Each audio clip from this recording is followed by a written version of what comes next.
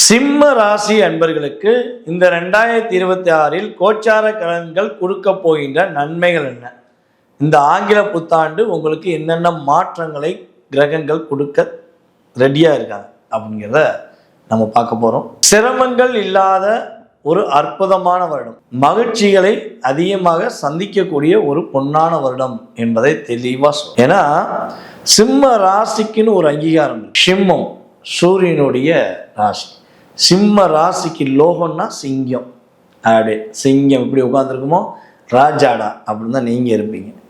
ஆனால் இப்போ இருக்கீங்களான்னு சொல்ல முடியுமா? உங்களுக்கான வில் பவர் எங்கே போச்சு? உங்களுக்கான தன்னம்பிக்கை எங்கே போச்சு? உங்களுக்கான தைரியம் எங்கே போச்சு?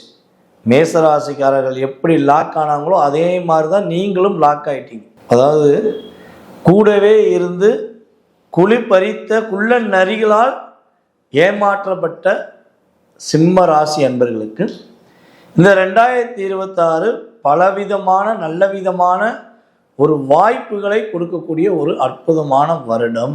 மாற்றம் இருக்க போகிறது. மன அழுத்தம் ரொம்ப ரொம்ப சந்திச்சுக்கிறீங்க. நீங்கள் ரொம்ப கஷ்டப்படுறீங்க, நல்லா தெரியுது. அதாவது சனி பகவான் ஆல்ரெடி பார்த்தீங்கன்னா இப்போ உங்களுக்கு 8ல் உட்காந்துருக்காரு.